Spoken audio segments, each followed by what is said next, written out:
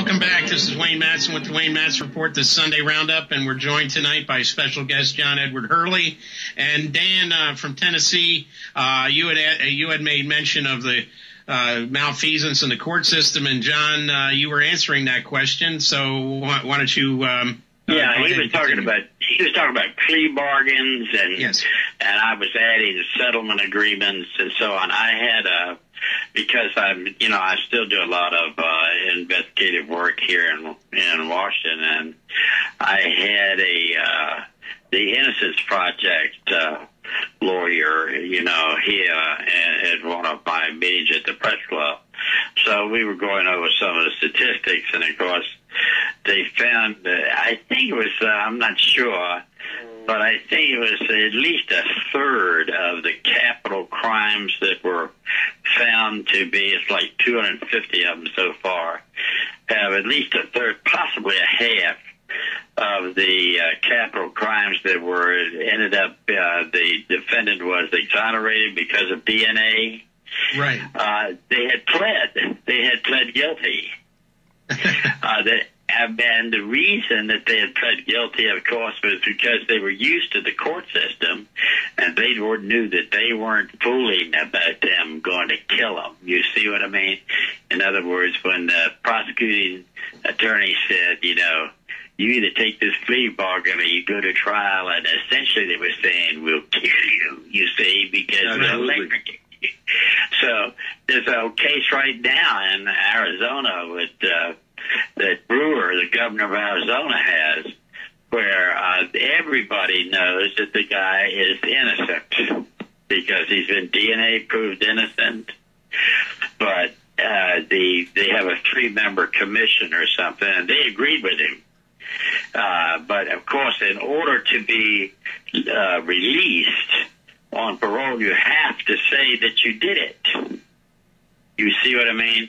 This guy has been in jail for like 7 additional years. He served 10, and then he said, well, we'll release you on probation, but the requirement is you say you did it. Right. And he said, I'm not going to say I did it because I didn't do it. Right. So he's been in jail another like 7 years. The guy must be honest, because why would he stay rotting in jail for his integrity? Do you see what I mean? And anyway, the current governor of Arizona says, well, I'm overruling the commission and everybody else. The guy's still in jail.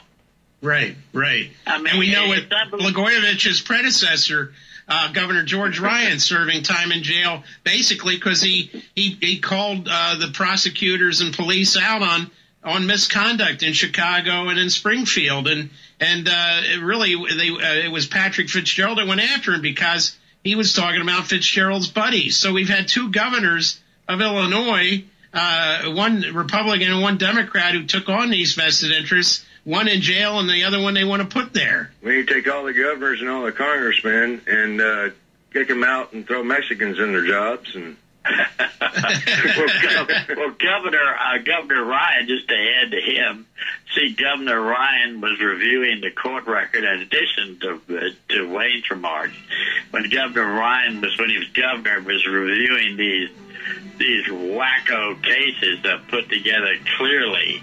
Talking about right. DNA, and right. He reviewed them, and he said, every one of these is going to be, the death penalty is going to be commuted to life because the court system is a joke. Right. Well, the American Bar Association then said, who is this calling the court system a joke? And they looked into Ryan's background and said, this is some harebrained pharmacist. This guy isn't a lawyer. Okay, well, John, and that was a final nail in his go. Thanks for joining us. That'll do it for this week, and thanks for joining us, John, and we'll be back with you this time next week with the Wayne Madsen Report Sunday Roundup. Thanks for joining us.